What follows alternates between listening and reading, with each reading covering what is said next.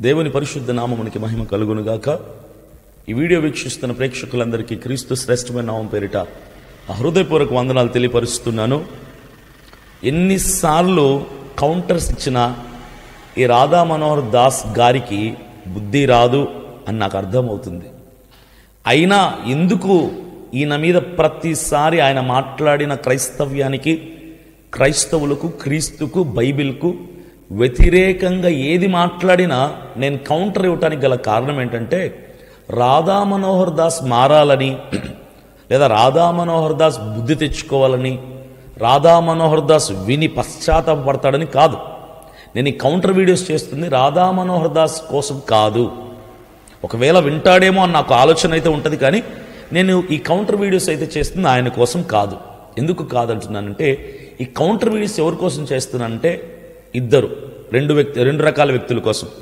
మొదటిది, ఇతని మాటలు విన్న కొంతమంది క్రైస్తవులు, అంటే క్రైస్తవుల్లో బైబిల్ చదవకుండా, ప్రార్థన చేసుకోకుండా, నామకార్థపు నామినల్ క్రిస్టియన్స్ ఉంటారు. ఆదివారం చర్చికి వెళ్ళామా, వచ్చామా, క్రిస్మస్కి వెళ్ళామా, వచ్చామా, గుడ్ ఫ్రైడేకి వెళ్ళామా, వచ్చామా, ఇలాంటి క్రైస్తవులు కొంతమంది ఉంటారు. వాళ్ళకి బైబిల్ జ్ఞానం శూన్యం, క్రైస్తవ్యం గురించి శూన్యం, యేసయ్య మా దేవుడు తప్ప వాళ్ళు ఏది తెలియదు, వాళ్ళకి జ్ఞానం శూన్యం. ఇలాంటి వాళ్ళు ఇలాంటి రాధా మనోహర్ దాస్ మాటలు వింటే అవును కదా, నిజమే కదా అని క్రైస్తవ్యంలో నుంచి వెనకడుగు వేయటానికి ప్రమాదం ఉంది, భక్తి చల్లారిపోయే ప్రమాదం ఉంది, ఏదో ఒకరోజు క్రైస్తవ్యంలో నుంచి అన్యులలోకి కలిసిపోయే ప్రమాదం ఉంది. కాబట్టి క్రైస్తవుల్ని, నామకార్థపు క్రైస్తవుల్ని ఉద్దేశించి ఇలాంటి వ్యక్తి మాటలకి కౌంటర్గా నేను ఇస్తే అప్పుడు వాళ్ళకి ఆ సందేహం కలగకుండా సమాధానం తెలుసుకుని ఆధ్యాత్మికంగా బలం పొందుకుంటారు అన్న ఒక ఉద్దేశం.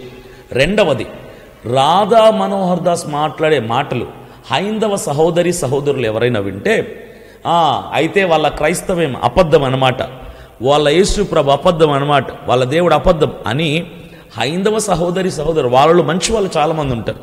వాళ్ళు కొంతమంది క్రైస్తవ్యం అబద్ధం అని ఈ రాధా మనోహర్ దాస్ మూర్ఖుడి మాటలు విని అనుకుంటారేమో అని ఒక మంచి ఆలోచనతో, అలా ఎవరు క్రైస్తవ్యాన్ని గురించి లేదని కానీ తప్పుగా కానీ అర్థం చేసుకోకూడదు, భావించకూడదు అన్న ఒక మంచి ఆలోచన చేత ఇటు క్రైస్తవుల్ని బలపరచడానికి, ఇలా హైందవుల్ని కూడా క్రైస్తవ్యం అబద్ధం కాదని నిరూపించటానికి ఇతను మాట్లాడే పిచ్చి వాగుళ్ళకి నేను కౌంటర్లు ఇస్తున్నా.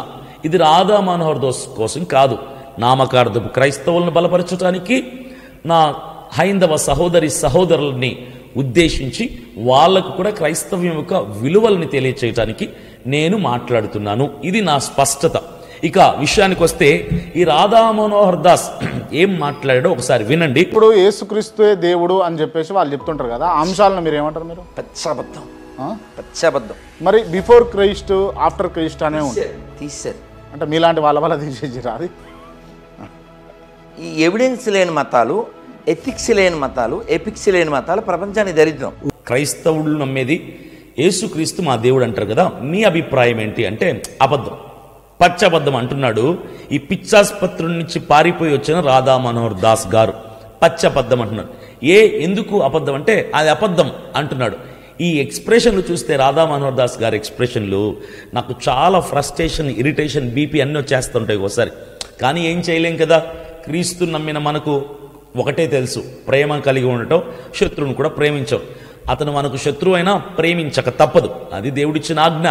అయితే క్రైస్తవ్యంలో యేసుక్రీస్తు దేవుడు అని వాళ్ళు నమ్ముతారు. మీరేమంటారంటే రాధా మనోహర్ దాస్ అంటున్నాడు లేదు అబద్ధం, పచ్చబద్ధం అంటే KRTV ఛానల్ క్రాంతి గారు అంటున్నారు, మరి బిఫోర్ క్రైస్ట్, ఆఫ్టర్ క్రైస్ట్, క్రీస్తుకు పూర్వం, క్రీస్తు శకం అని అన్ని చోట్ల ఉంటుంది కదా, మరి దానికి మీరు ఏమంటారంటే సింపుల్గా రాధా మనోహర్ దాస్ అంటున్నాడు, తీసేశారు.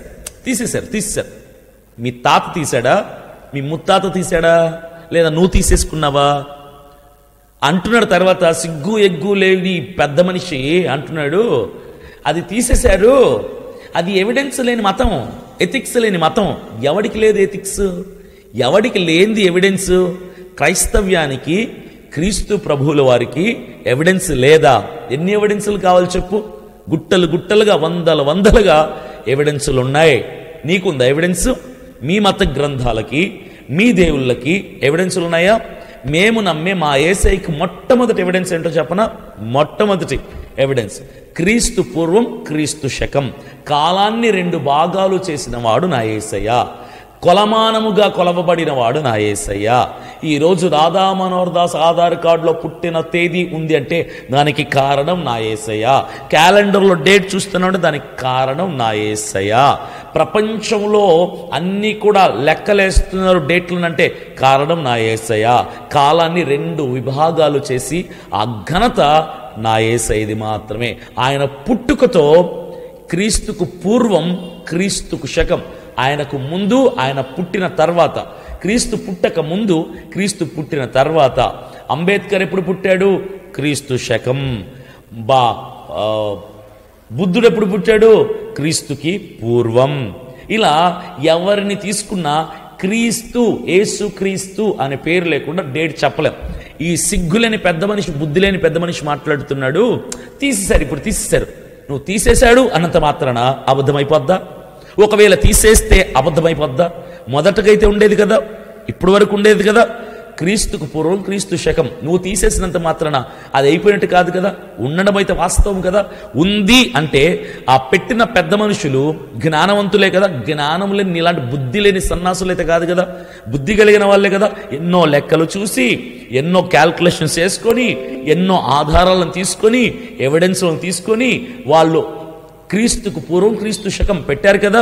అంటే వాళ్ళు చెప్పినవన్నీ అబద్ధాల, పెద్దవాళ్ళు నిర్ణయించిన ఆ నిర్ణయంకు నువ్వు అబద్ధం అనేస్తున్నావా? తీసేశారు, ఇప్పుడు తీసేశారు, ఇప్పుడు తీశారు. నీ పనికిమాలను ముఖం వేసుకొని తీసేశారా?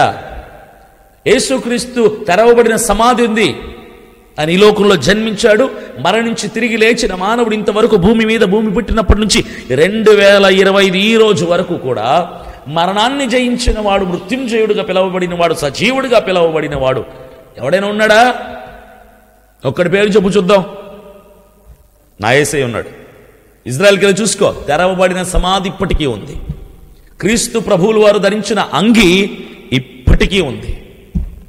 నీకేముంది ఎవిడెన్స్? ఎవిడెన్స్ లేని మీకు ఎవిడెన్స్ ఉంది, మాకు. మా క్రీస్తు ప్రభువుల వారికి ఎవిడెన్సులు బోలెడున్నాయి, బొచ్చడు ఉన్నాయి ఎవిడెన్సులు. నీకున్న ఎవిడెన్సులు? నీ రాముడికి ఎవిడెన్స్ ఉందా? నీ కృష్ణుడికి ఎవిడెన్స్ ఉందా? నీ హనుమంతుడికి ఎవిడెన్స్ ఉందా? చూపించు ఎవిడెన్స్లు ఉంటే. ఏది కృష్ణుడు వాయించిన ఫ్లూట్ ఎక్కడుందో చూపించు, రాముడి చేతిలో బాణం ఎక్కడుందో చూపించు. చూపించగలవా ఎవిడెన్స్లు? ఎవిడెన్స్ ఎథిక్స్ లేని మతాలు వాళ్ళవి అంటున్నావే, పిచ్చి వాగుడు వాగుతున్న పిచ్చి కుక్కలాగా.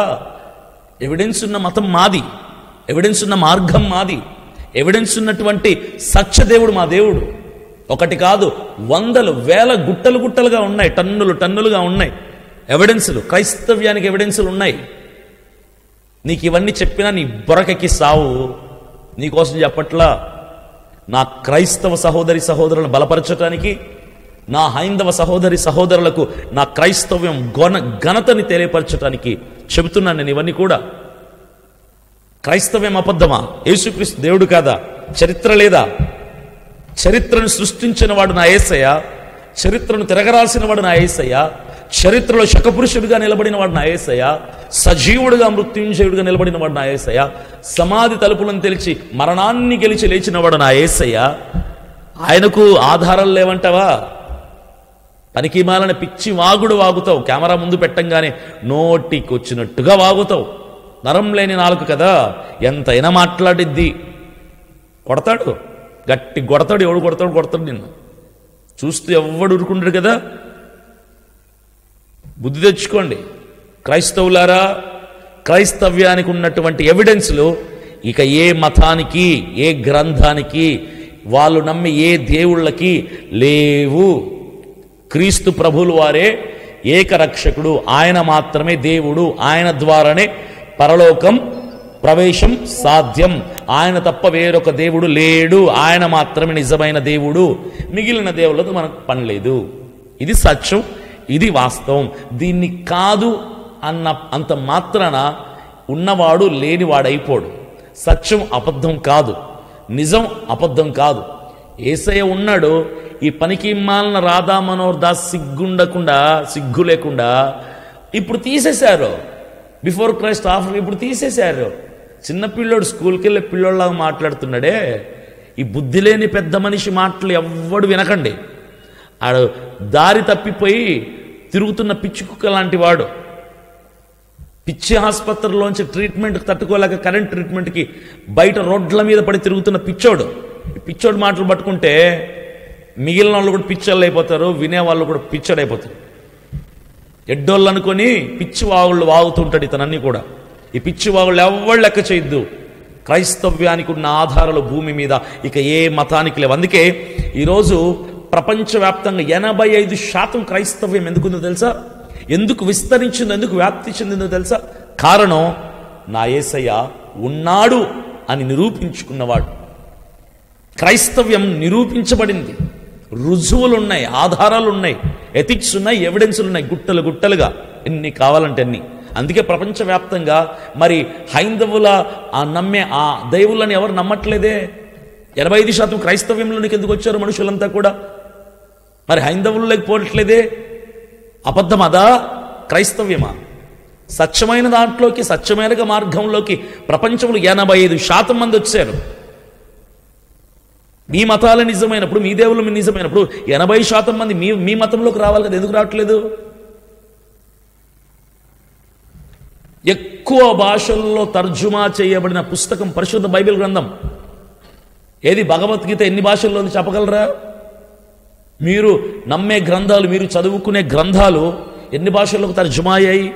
85% మంది సత్యమైన క్రైస్తవ్యంలోకి, సత్యమైన క్రీస్తుని వెంబడిస్తున్నారు. నువ్వు లేదు అన్నంత మాత్రం ఇలాంటి పిచ్చి కుక్క మొరిగే, ఈ పిచ్చి కుక్క మొరిగే మొరుగుళ్ళకి ఎవడు భయపడ్డి ఇక్కడ ఎవడు లెక్క కూడా చేయడు. నీకోసం మాట్లాడట్ల రాధా మనోహర్ దాస్. నా క్రైస్తవుల్ని బలపరచడానికి, నా హైందవ సహోదరులకి నా దేవుని ఘనతను చెప్పుకోవడానికి మాట్లాడుతున్నాను. ఈ మాటలు ఒకవేళ నువ్వు వింటే నీ పిచ్చి పోవాలని నేను నా ప్రభుని మనస్ఫూర్తిగా ప్రార్థిస్తాను. God bless you.